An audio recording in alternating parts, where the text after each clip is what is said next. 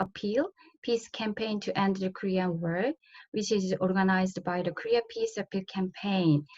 My name is Youngmi, Executive Director of the Korean Women's Movement for Peace and Standing Executive Committee member of the Korea Peace Appeal Campaign. I'm delighted to be announced to the moderator this event. We have a very important time, and I would like to thank you everyone for allowing us valuable time for this webinar. So we will be dealing with the peace on the Korean Peninsula and the roles of global communities. The whole world is participating in this webinar. Before the webinar, I would like to give some information to you. I think that all of the participants are really familiar with the webinar, but just in case, I would like to introduce some of the technical issues. First of all, this webinar is provided simultaneous interpretation. For those of you who requires interpretation services, please click the interpretation function. You will see at the bottom of the screen how to listen to language interpretation, and click the language that you would like to hear in Korea or English. And to hear the interpreted language only, click mute original audio. And to hear original audio only, click off, please. We are going to have time for the Q&A session after. So if you have any questions or clarification, both technical and for the panelists, via the Q&A box, then we can have to filter them through because of lack of time. Please understand, we may only be able to answer a selection. And please use chat box to share your comments. And please respect the panelists and other attendees and refrain from any offensive comments. This webinar will not be live streamed. Today's webinar will last for 1 hour, a very short time, but I would like to remind you that there may be a 10 minutes delay. And this webinar aims to introduce the Korea Peace Appeal Campaign to international society and hear the voices of our international partner organizations. And also we would like to use this opportunity to share ideas on how to bring peace to the Korean Peninsula and end the Korean War. In order to have a sustainable and formative peace and justice, in particular, participation and inclusion are really important. I hope you will be able to meet the vivid stories of the Korea peace movement in Korea, Northeast Asia, and the US. Before the start of the webinar, I would like to invite you to watch the trailer video clips.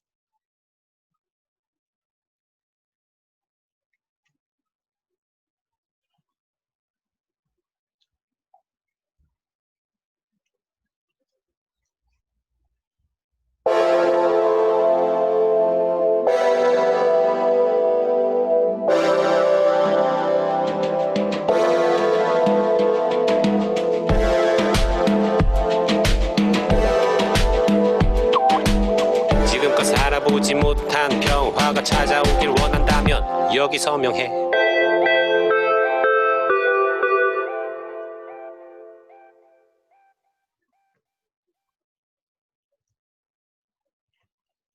Okay, now we do have 3 excellent panelists today in this topic, and I hope we have a lot of constructive ideas to end the Korean War with our civilian collective efforts. Each panelist will have 10 minutes for your presentation. Please keep your time. With about a minute left, the message will be delivered to the panelists. I will hand over the microphone to the first panelist, Gayoon Baek. Gayoon Baek is currently a standing executive committee member of the Korea Peace Appeal Campaign, as well as a representative of Jeju Dock Tours. Let's end the Korean War now. Introduction of the Korea Peace Appeal. I'm inviting you to the floor. The floor is yours.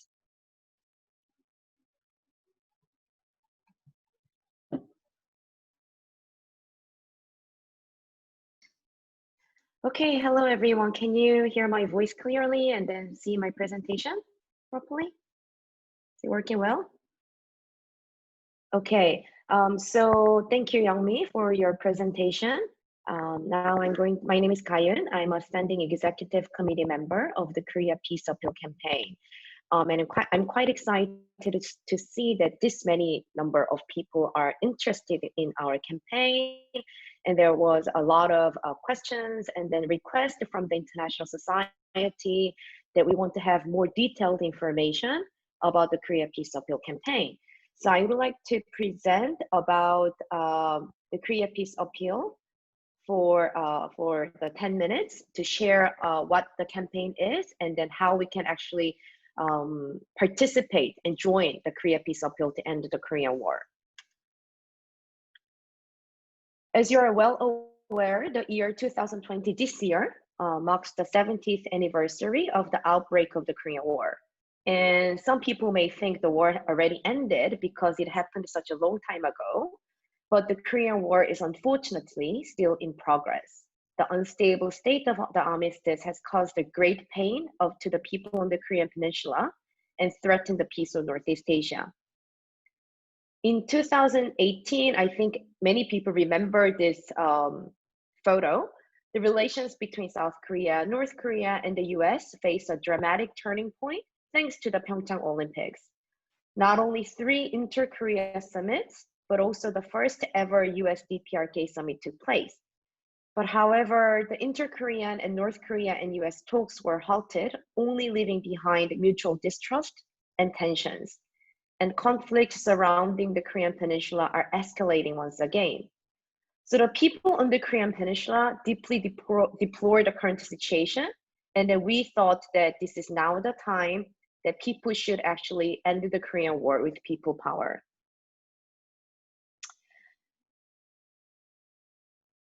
This year, on the 70th anniversary of the Korean War, people from all around the world gathered together to end the Korean War and sign a peace treaty with people power. So as you see in this photo, we launched this campaign on July 27th this year, which marked the 67th year since the armistice agreement. And as of today, 7 religious orders in Korea and around 360 South Korean civil society organizations nationwide, as well as 50 international partner organizations joined this campaign. So I can tell that regardless your position, like everybody has a common goal that we should end this war immediately because the 70 year is enough. So let me explain to you more details about this important, as ambitious as it is, the campaign. So the Korea Peace Appeal campaign, the goal of this campaign is to build people's solidarity and common actions to end the Korean War. And we want to gain support and participation of various governments and parliament for the Korea Peace Appeal, calling for transition from armistice to peace. And also we launch and achieve negotiations between relevant governments to establish a peace regime. And our main strategy is to gather support and signatures of people all across the world on the Korea Peace Appeal based on wide network of South Korean civil society. The campaign period will be from July 27 this year until July 27, 2023 for 3 years, because 2023 marks the 70th anniversary of the Armistice Agreement. Our campaign plan is to collect 1 million signatures from people all around the world. So 100 million signatures is quite a large number, which is why we need the support from the people who attend this webinar. And we will deliver them to the UN and to the government of the countries involved in the Korean War, including ROK, DPRK, US, and China. I think many of you already saw and read the Korea Peace Appeal, but I want to emphasize the 4 main slogans of the Korea Peace Appeal and also give you some more explanation what our major goals are. The first one is to end the Korean War and establish a peace agreement, because I think we all agree that 70 years is already enough. And also, the second goal is to create a Korean Peninsula and a world free from nuclear weapon and nuclear threat. The kind of complete denuclearization that we want to achieve in Korea is a state where all nuclear threats surrounding the Korean Peninsula are removed. The third slogan is to resolve the conflict with dialogue and cooperation instead of sanctions and pressure. I think we all witnessed that sanctions and pressure was not effective to solve the problems of the Korean Peninsula. And now I think it is time for us to use another different approach, which is dialogue and cooperation. And lastly, break from the vicious cycle of the arms race and invest our resources in human security and a sustainable environment. And I think this slogan is particularly relevant under this pandemic era, that we should change our priority from arms race to human security and sustainable environment. So based on this main four slogan, in Korea at the national level, we actually held a various campaigns to promote the Korea Peace Appeal to the general citizens. For example, the first of all, from September 14 to 26 this year, we held this Korea Peace Action Week to remember the Pyongyang Joint Declaration, because which happened 2 years ago. So we asked the people around the world to hold a banner written like the Korea Peace Appeal, or we want to end the Korean War, and take the selfie and send it to us. And we made this collage, making the peace the slogan, so that we can show that this many people actually joined this campaign and also wanted to end the Korean War.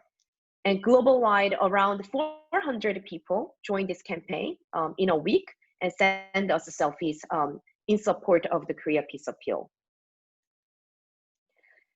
Every Monday, we have this Peace Monday campaign, and you can see these different people from different locations across the country hold the On Street campaign. Also the Catholic nun, and then the activists and individual citizens, they hold this banner with a QR code so that anyone has a smartphone can actually join the Korea Peace Appeal. And also we explained the general public about the meaning of this Korea Peace Appeal as well. And also, for example, if you go to, I live in Jeju Island, and if you go to Catholic churches in Jeju, at the entrance, you can see the signature campaign sheet, so that anyone who come to Mass can join this Korea Peace Appeal campaign offline as well. And I gave you an example of the Catholic churches, but also all these seven different religious orders are part of this campaign as well. We also invited different stores to be a part of Peace Store. So like bookshops, coffee shops, like restaurants who want to be part of this movement. They sent us a registration, and we send them the campaign kit, which is a beautiful web poster, the poster they can post on the wall, and also the QR code banner, and also the signature sheet, so that they can actually put those campaign kit on at their store. So anyone can join the Korea Peace Appeal easily. And so far, we have around 60 stores who joined this campaign as well. Because this is not the national campaign, this is an international campaign that we should include many international supporters to this Korean Peace Appeal campaign. That is why we translated the Korea Peace Appeal in Japanese, French, Spanish, German, and Russian. And the Arabic and Chinese will be uploaded soon as well. So any of you who listen to this webinar, if you want to use the Korea Peace Appeal in your own language, in your own country, you can also download this different language version from our website and also use it for your campaign as well. The reason why I share this different campaign, the method that we use at the national level, is also I want to hear from you, from the international society, and how you can actually support us at your national level at the end of this presentation as well. And then my last part of my presentation, many people ask us questions in advance, then how can we be a part of the Korea Peace Appeal? First of all, the best thing is to widely circulate the Korea Peace Appeal campaign among your network, because our main goal is to collect 100 million signatures in 3 years. So we need online and offline support to collect more signatures. So please let people know if you join the cause of this Korea Peace Appeal campaign. And also, if you work as an organization, please be our international partner organizations. And I think some of your organizations who joined this webinar is already part of our campaign. But if you haven't joined as an international partner organizations, please do so. And we will share the link that you can register, apply to be our international partner organizations on the chat room. And if you become our partner organizations, your names will be listed on our website, and you will be our official partner as well. And also, if you have a website, you can always put our banner on your website so that you can tell people who visit your website that you are part of this Korea Peace Appeal. These are basic ideas, but maybe we can think about to have this International Peace Week like we did in Korea in September. Next year, we can organize the International Peace Week so that everyone can have the same slogan and same campaign global-wide during that week to end the Korean War together. Or you can also mobilize your own statement within your own community. Like, for example, if you're an academic, then you can make academic declaration or academic statement in support of the Korea Peace Appeal to end the Korean War. If you're a musician, then you can issue the statement from the musician's perspective on how to end the Korean War in support of the Korean Peace Appeal. So those kind of things that you can easily do in your own community to support the Korean Peace Appeal. And also today we only have around 10 minutes to make this presentation. But if you want us to explain about the Korean Peace Appeal to your own community in your own country, please make a platform like this webinar and invite us. And we are always happy to be that webinar and explain about the Korea Peace Appeal and also answer some questions from your own community if there are any. Well, the 100 million signature can be seen as a somewhat ambitious, but I think if we hold our hands together and work together, I think we can end the endless Korean War altogether with people power. And also, I hope that the people who join this webinar to join this Korean Peace Appeal campaign so that we can end the Korean War with our own hand in 3 years. Thank you very much.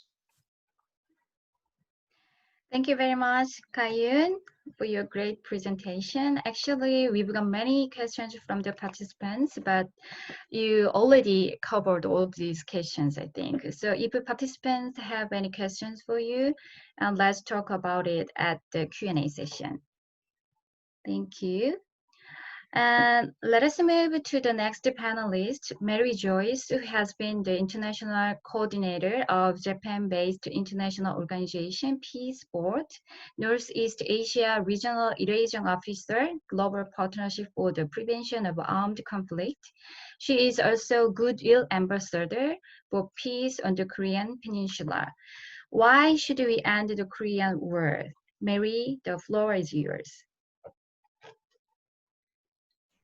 Thank you, Youngmi. Good morning, everyone. It's really great to be able to join you all today. I hope that you can hear me clearly enough. The topic that I've been given today is to talk about why we should end the Korean War. But looking at, of course, who we have here in the room and the speakers we've heard, I think that we're all here because we have this already common understanding of the importance and how urgent it is really to end the Korean War, as well as the common will to do whatever each and every one of us can to contribute towards that. But I'm very excited for the chance to exchange ideas with you all, and especially for this new platform and space that the Korea Peace Appeal has provided for us all. So thank you to the organizers, not only for today's webinar and the event, but also for creating this Appeal, which I think gives a really exciting platform and way for the international community to concretely become more involved. And it was really great to hear from Gayoon all of these initiatives and activities which are already taking place in Korea. So I think there's a lot of ideas for what the rest of us can do to contribute internationally as well. So as was introduced, my name is Mary Joyce. I'm originally from Australia, which of course was one of the countries participating in the Korean War. So we have this sense of responsibility from that background, but also living here in Japan. I am working for an NGO called Peace Boat, which as mentioned organizes different programs for grassroots exchange, for peace education, nuclear disarmament, and so on. But particularly within that, I'm coordinating a network of Northeast Asian NGOs, which comes under the umbrella of a network called the Global Partnership for the Prevention of Armed Conflict, or GPAC. It's a very long name, unfortunately, but basically it's a network of peace-building NGOs who work on different priority issues in their own region as well. Here in Northeast Asia, we have members in Seoul, of course, including many who are involved in today's webinar. Also in Pyongyang, in Tokyo, Beijing, Hong Kong, Taipei, Vladivostok, and Ulaanbaatar. And I can see many of our friends and partners in the participants of today as well. As GPAC Northeast Asia, dialogue for peace on the Korean Peninsula is really our main priority. And in this regard, since 2015, we have been conducting regular dialogue with participants from each of these different places. So from we could say the former 6 party talk countries. And this is in a process which we call the Ulaanbaatar process because we are hosting it in Mongolia.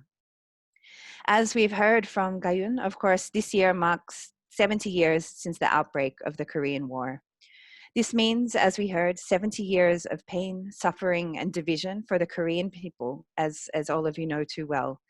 But not only this, it means 70 years of justification of militarization here in Northeast Asia, which has led to the presence of so many US military bases in the region and all of the different serious human and environmental impacts that these cause. It has also meant 70 years of tension and mistrust between both people and between countries, which prevents cooperation from happening smoothly when it is so very much needed. For example, we can see now to deal with the common threats of COVID-19, of climate change, of the different natural disasters which happen so frequently in our region, and so on. It also means 70 years of competition and the arms race and of nuclear threats, which means that many people in this region have to live in fear and also without resources being spent on what is truly necessary for both people and for the planet. So overall, this means a lack of human security and of environmental sustainability, of course, especially for those people living on the Korean Peninsula, but indeed for the whole region.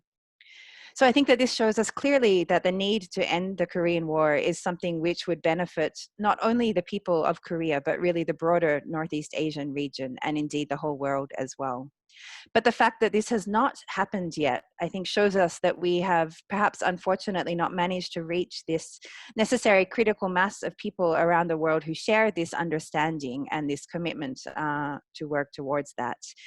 Therefore, we need more support and engagement from different levels of the international community, including both a regional approach, more involvement of civil society, including women and youth, and also more international support for all of these dedicated efforts of Korean civil society. And so I think that the Korea Peace Appeal has a very exciting potential to play a really important role in achieving this. Of course, we are at a critical moment for the Korean Peninsula now, but without this broad international support, there is the risk of the priority becoming lower on the international policy circles, or I guess we'll hear more about the United States situation from Hyun after this as well. So I think it's really important to emphasize that we also need a regional approach in order to tackle this issue as well. You know, Northeast Asia, it's a region which has huge economic powers, which has several countries with nuclear weapons. Yet because of the ongoing Cold War structures which are present here in the region, there are no mechanisms for cooperation existing or no intergovernmental frameworks, for example, where peace and security issues can be addressed. And I think it's for that reason that civil society has such an important role to play, which is where GPAC has been trying to contribute the little amount perhaps that we can. Another point, I think it's very important to recognize that Northeast Asia as a region is often very much unrepresented or not fully represented in international discussions about peace building as well. You know, this is such an urgent situation which really impacts the whole world, but unfortunately, I think it's not necessarily recognized enough, both on the intergovernmental but also on the civil society level as well. So it's so important to make sure that more up-to-date information from the ground can be shared on a regular basis to provide a deeper understanding of the situation, different perspectives of different actors, and also potential innovative approaches to break through the different impasses which we are experiencing. So I think both the Korea Peace Appeal and the different Korean groups that are involved in coordinating this have a really important role to play. And the international groups and individuals who are supporting this also have a real responsibility to amplify all of these efforts as well. Another point I'd like to make is that a lot of the different initiatives for Korean peace also are often conducted in silos. Perhaps there's not always enough information exchange or collaboration between different fields which are involved. For example, the humanitarian fields and development, or human rights, or peace building, and so on. So I think it's really encouraging that there is such a diverse range of groups that are already involved in the Korea Peace Appeal. And it's really important for us to see how we can develop more and more exchange and collaboration across these different sectors and fields, and also between people in Korea, in Northeast Asia, and also internationally as well. But I would really like to emphasize, and of course, seeing as this is the first international webinar for the appeal, that both the regional and international civil society has a real responsibility to engage more and as much as possible as we can with our partners in Korea, where possible on both sides of the DMZ, in order to explore more concretely how we can support and amplify their efforts even more. So I hope that this webinar can be one step towards exploring how we can do that better, to perhaps come up with some different mechanisms for ongoing consultation or information sharing and cooperation, to raise more and more awareness internationally, and to work towards these different objectives of the campaign which have been shared. And finally, I'd like to share just one example of how different experiences, particularly from petition campaigns, which have been conducted on a large scale, could be done. This is just one example that I'm happening to share because it's something that I have personally been involved in, but I'm sure there's many other different similar programs and so on which could be shared as well. So as I mentioned, Peaceboat is very active on issues of nuclear disarmament. And particularly, we have been working with atomic bomb survivors, not only here in Japan, but also from Korea or from other countries around the world as well. And in 2016, together with many of these survivors, we launched what we call the Hibakusha appeal, Hibakusha being the word to refer to atomic bomb survivors. This campaign was launched to call for all governments to conclude a treaty to ban nuclear weapons. And this was actually successful. Many of you joining may be aware, but negotiations for this treaty began at the United Nations the next year. The treaty was adopted in 2017, leading to the Nobel Peace Prize being awarded to ICANN, the global campaign of NGOs working towards this. And just this week, actually, the treaty reached 50 countries ratifying, which was the number needed in order for it to enter into force. In other words, for the treaty to actually become international law, meaning that as of January next year, nuclear weapons will be officially illegal under the international law from the United Nations. So the Hibakusha appeal, the signature campaign, was a very important tool in this overall campaign over the past almost 4 years. As of this September, we were able to gather more than 12 million signatures. It's quite a large number. Of course, it's not 100 million yet, but this really started from a small grassroots campaign, which was led by survivors themselves, not only from Japan, also including, for example, Mr. Kak Ki-hoon, who is the honorary chairman of the Korean Association of Atomic Bomb Victims. And this grassroots movement led by the survivors themselves was able to have this huge impact. So while it's perhaps not the 100 million, some of the hints, I think, which were really effective in this campaign, which could maybe be used as a reference, and I think are already happening in some ways in Korea, as we've heard from Gayoon. First of all, we found the real importance of engaging local municipalities, for example, local mayors or local officials who are sympathetic of the appeal. The importance of collaboration between different generations, both using traditional activist methods, for example, gathering petitions on the street and so on, but also a lot of new youth-led initiatives, including those which are taking place online. We also found that it was very useful to have regular moments when the petition could receive media attention. In the case of the Hibakusha appeal, it was, for example, submitting interim numbers of the petition at the UN at important moments when nuclear debates were happening at the UN. And this meant that we could receive a lot of media and public attention around those particular timings. And also, of course, perhaps this goes without saying, but mobilizing many international groups which have a really large membership in the grassroots as well, so that they can involve their different members and partners in many different countries. And so these are just very broad ideas, but I just wanted to share a couple of concrete things which we had found useful, which can perhaps be a starting point, particularly for those of us internationally, to be thinking about what we can do to support the Korea Peace Appeal as it steps forward to becoming a truly global campaign. And I look really forward very much to hearing the different ideas and updates from everybody else as well. Thank you very much. Thank you very much, Mary. I totally agree with you. We are at a critical moment for Korean Peninsula, so we need to support each other, and broader international support is required more than ever to ensure that peace remains on the global agenda. In particular, I've got these questions a lot. How can we get 100 million signatures from many people?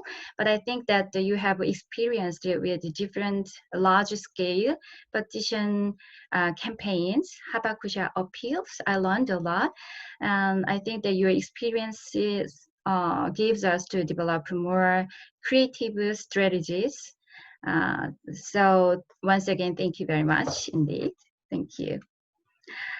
We are going to move to the last panelist, Hyun Lee, who is a U.S. national organizer, Women Cross DMZ, and also she's working very hard for Korea Peace Now campaign.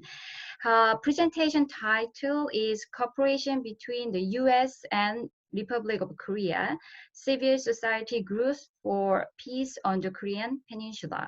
I will turn over to Hyun. The floor is yours. Good evening, everybody. I was feeling quite sluggish earlier, but I'm very energized by Mary Joyce's anecdote about the Hibakusha appeal to ban nuclear weapons. So with that energy, I will share my screen and talk to you about U.S. South Korean civil society cooperation for peace in Korea. Hopefully everybody can see my screen. I'm going to just assume you can and move on. So first, I would like to introduce what is the U.S. campaign to end the Korean War. So many of you will remember in 2017, we had quite a scare. We were at the brink of war, and many Korean Americans and peace activists in the US held actions across the country to call for restraint and also a turn to diplomacy. So in 2018, when there was a dramatic turnaround and the leaders of North and South Korea and the US held their historic summits, there was a real sense of excitement across the US, not just among Korean Americans, but the broader peace community that had been just a year ago campaigning to prevent a possible nuclear war. And we truly thought that the summits would lead to a real breakthrough for lasting peace in Korea.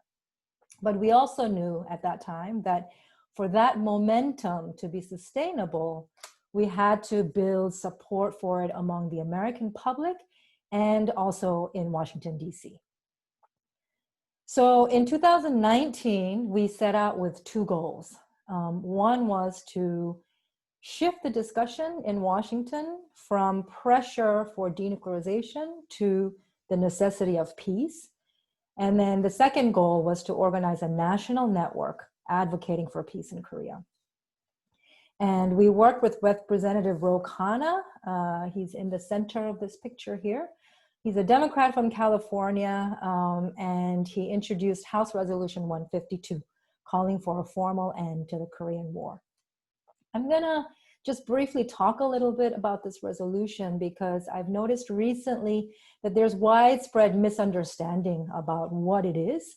So I'm just gonna take this opportunity to talk about it. The first is a very sort of minor technical detail, but you know, a lot of people refer to it as HR 152, but the correct nomenclature is HRES 152. And there is a big difference because HR refers to bills that are introduced in the House, whereas HRES stands for House Resolution. And so from here on out, I hope that everyone here will refer to it as HRES or House Resolution 152. But the more important distinction that I want to make is that a lot of times people refer to it as an end of war declaration resolution, but this is technically not correct because if you actually look at the text of the resolution, it calls for a formal end of the Korean War and explicitly calls on the US administration to negotiate a peace agreement. So meaning a significant shift from the current policy of pressure. And it calls for a peace agreement as the path forward to a peace system on the Korean Peninsula. It was introduced right before the Hanoi summit in the US House by 18 co-sponsors. And then just recently, last week, we were able to increase the list of co-sponsors to a total of 51 co-sponsors. Oh, I see. There's the text of the resolution.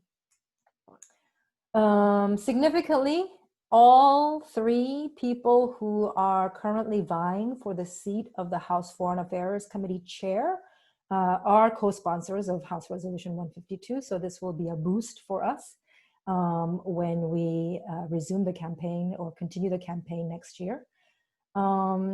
And then the last point that I would like to make about this campaign is that it was not achieved by one individual or one organization.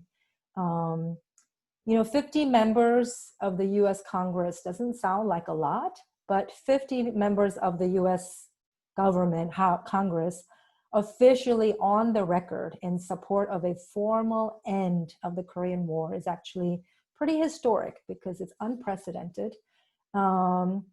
And it was made possible through the tireless efforts of many, many Korean Americans and grassroots peace organizations in the US.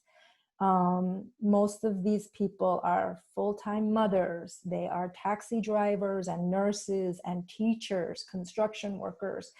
A lot of people on their only day off of work during the week decided to spend that time collecting signatures and organizing house meetings and calling and meeting with their representatives and showing up at their town hall meetings, being very persistent and reaching out to their representatives to co-sponsor because everyone from all walks of life all share a common desire for peace in Korea. And it's the result of many, many people working together to build a movement to change how Washington thinks about Korea, from pressure to peace. Of course, while getting 50 members of Congress in support of a peace agreement is significant, we still have a very, very long way to go. As many of you know, we are facing a major election next week in the United States. It's going to determine not only who's in the White House next year, but also all seats in the House and 1/3 of the Senate. Many people are expecting that the result will be contested and that there will be a very, very chaotic period ahead. So I imagine that even after the election is settled, the next administration will face multiple crises. And Korea may not be a priority issue in Washington for the foreseeable future. And I think in that case, then our priority in the next period has to be making sure that US-North Korea relations do not deteriorate any further. And I think this means calling on all sides to restrain from doing anything that could potentially escalate tension. So for example, the joint military exercises that are scheduled for next spring, that the US has already announced that they will resume. I think ultimately, in order to bring the parties back to the negotiating table, the main thing that we need is the key missing thing is a fundamental shift in US policy and Washington's policy. Just as a quick reminder, if we look at all past agreements between the US and North Korea, so for example, the agreed framework, the six-party talks agreement, the Singapore agreement, they all have three things in common. They all talk about building normal relations, establishing a peace system, denuclearization of the Korean Peninsula. But the Washington establishment seems to have no plan, nor the political will to follow through on these agreements. And it appears that they are only intent to use pressure to force North Korea to give up its nuclear weapons. But as we already know, that the experience of the past 30 years has shown that this is a failed approach. And actually, it has only given North Korea more time, more justification to enhance its nuclear weapons capability. So we should try something radically different, which is to put peace first. This is the more pragmatic approach. It's the fundamental solution. And what I mean by that is we need to begin with the question, how do we get to lasting peace on the peninsula? What should a peace system look like? And what steps does each party need to take to get there?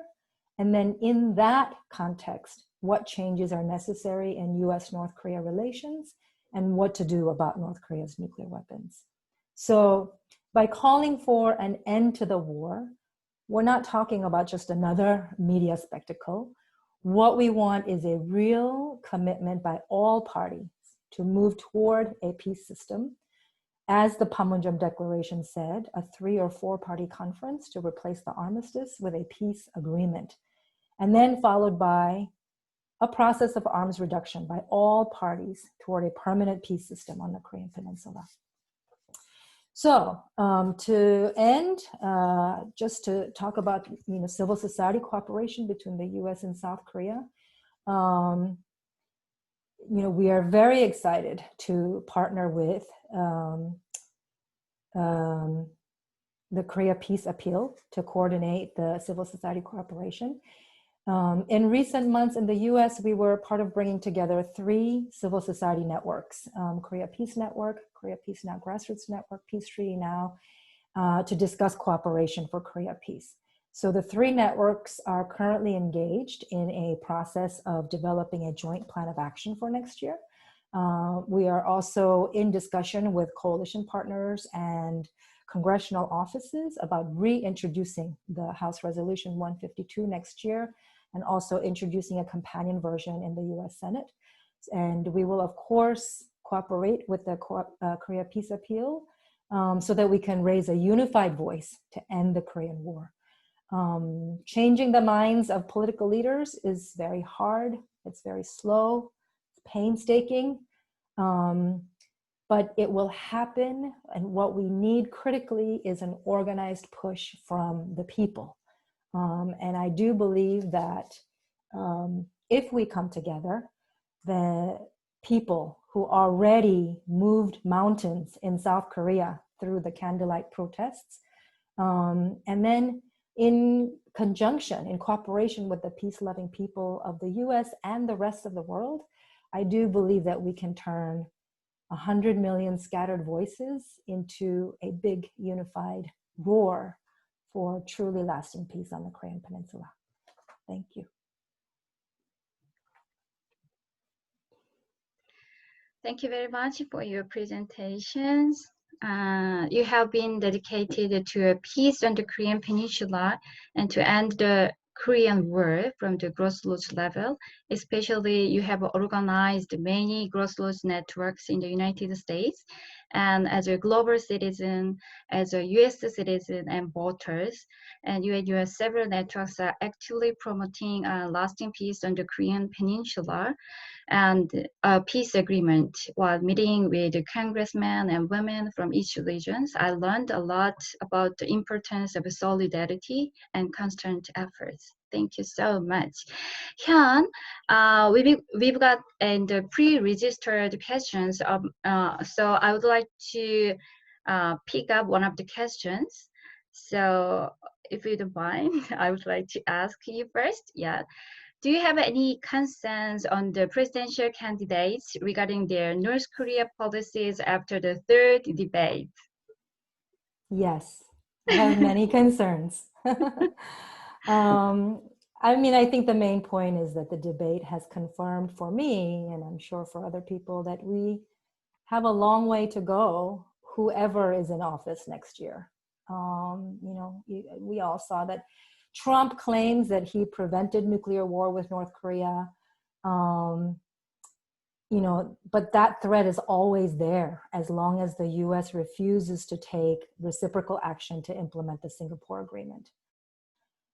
Biden says he wants Korea to be nuclear free, which I think we all welcome that comment, but you can't get there if you start by calling the other party a thug. And I think that in the US, there is this kind of a false dichotomy between engagement versus pressure.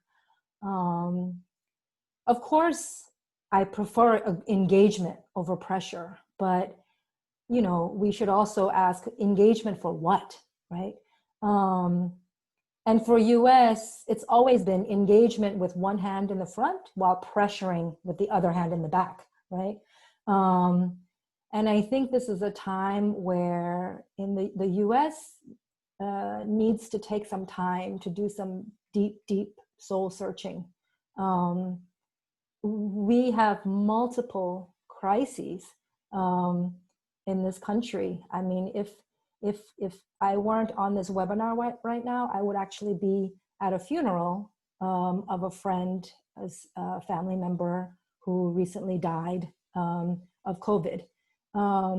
I live in Philadelphia, where last night there were protests all throughout the night because of systemic racism, because of a police shooting of a young Black man who had mental illness. I think that, you know, there needs to be a fundamental reordering of priorities in this country.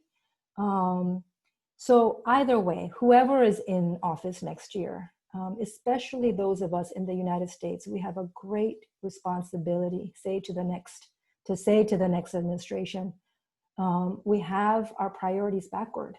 And in terms of US policy toward North Korea, so far what we've tried has failed. Pressure and sanctions have not denuclearized North Korea. We need to shift course. And the best thing that the next administration can do is end the state of war and discuss a plan to move toward a peace system. So we have a lot of work cut out for us.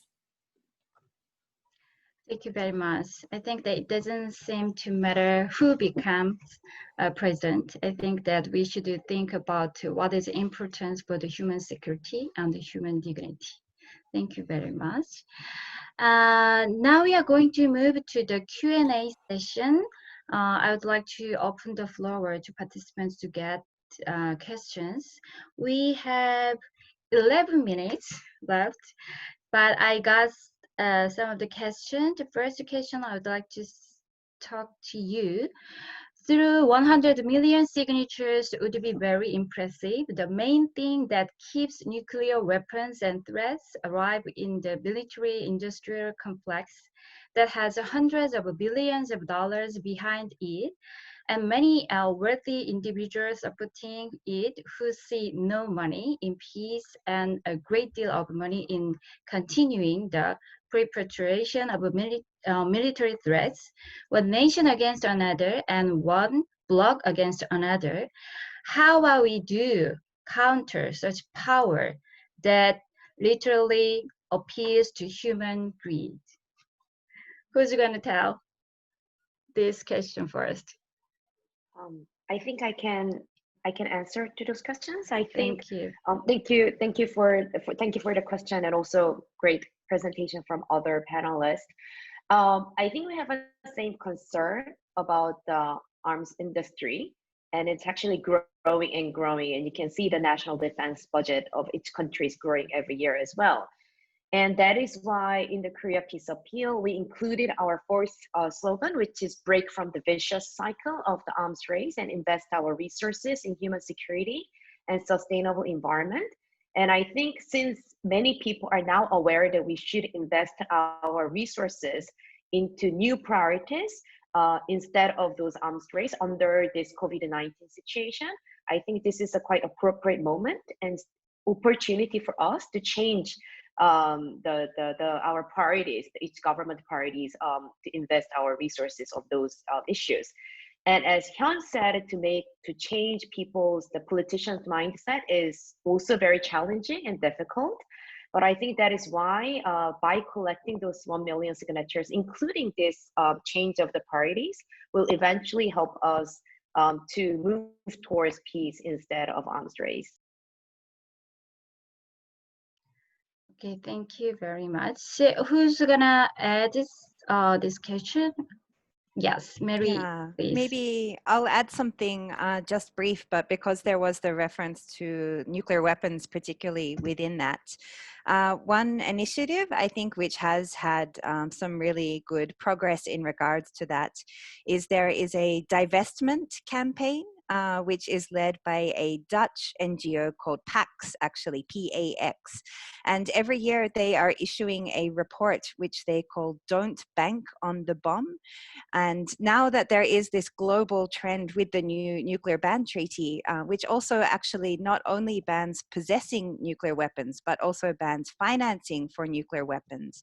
Through this divestment campaign and the research reports which are being issued, there's actually been a lot of success in showing financial institutions, pension funds, and banks, and so on, that actually investing in these kind of weapons does not have a future in terms of for their financial interests as well.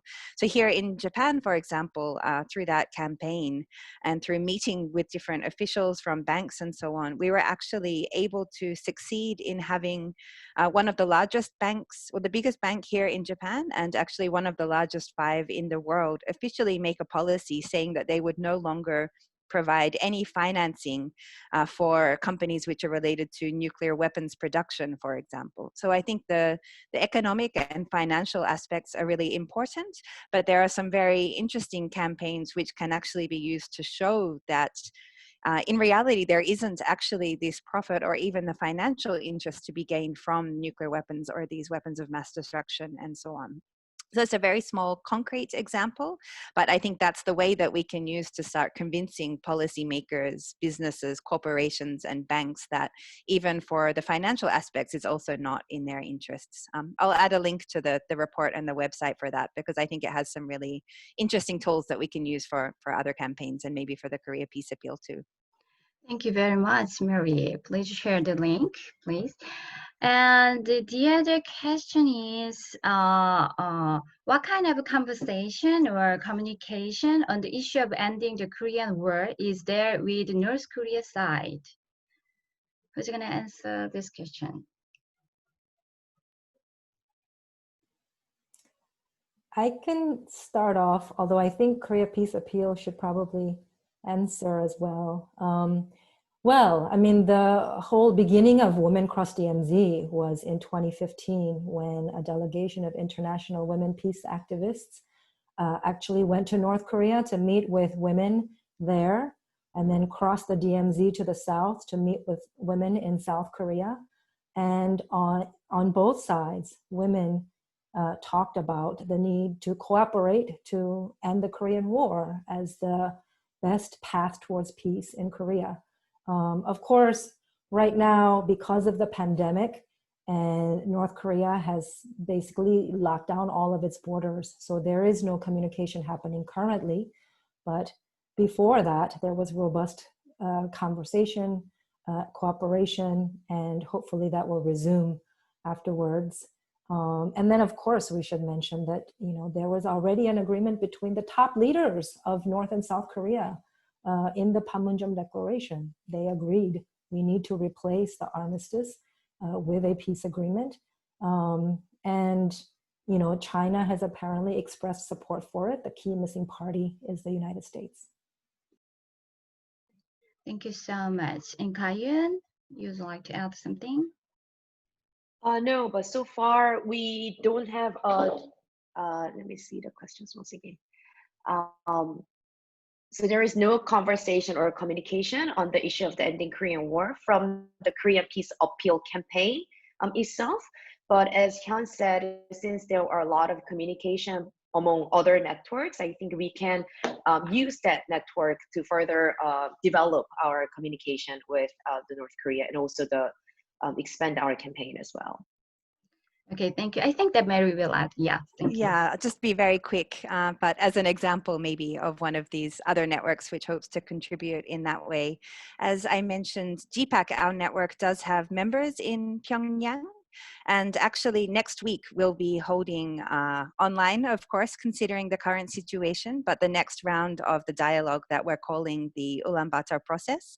Of course, due to the different technical limitations and so on, we're not 100% sure exactly what kind of participation we will have from the participants in Pyongyang, but they are committed to be part of that conversation.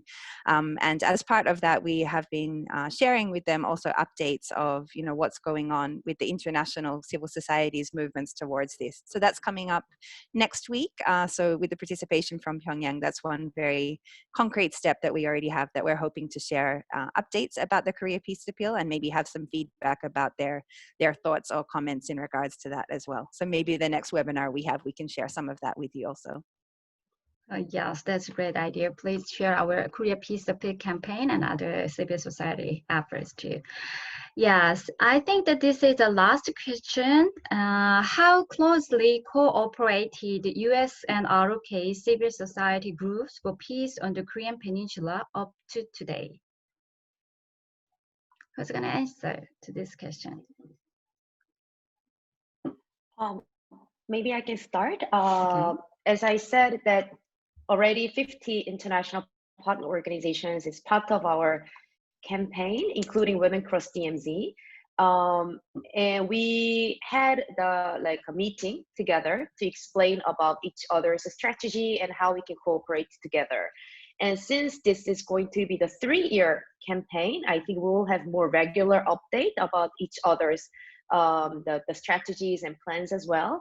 Because it's because we have a different expertise in different areas. And we want to maximize our cooperation together to reach the same goal, which is to end the Korean War with people power. And having said that, if you are also want to be part of our international partner organization, please feel free to join from the link that I posted on the chat room so that we can have more diverse groups to be part of this network. unfortunately, right now, because of the COVID-19, we cannot visit the US to have a face-to-face meeting with the civil society groups in the country. But there are many other ways that we can cooperate together online. So I hope that we can continue that information and communication. And in the next 3 years, we'll have more close relationship to reach the same goal that we have together. Thank you. Okay, thank you. Yes. I think that, yes, we are going to, close this webinar.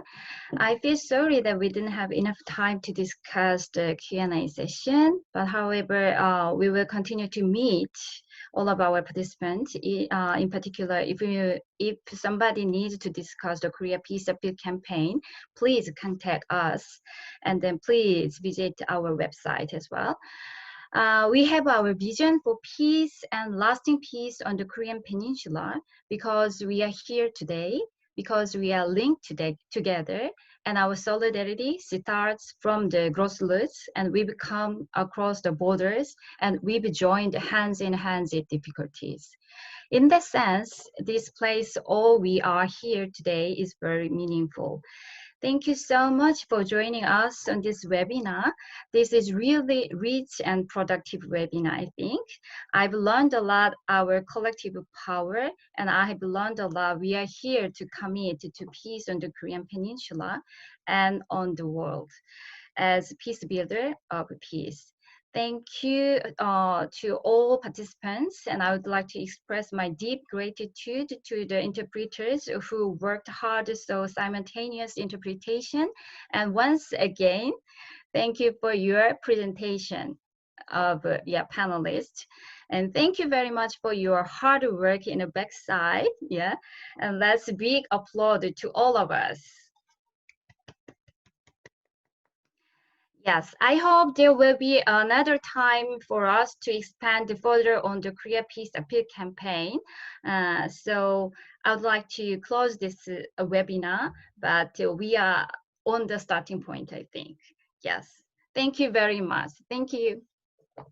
Thank you. Thank you. Can we show the video clips, Suyang?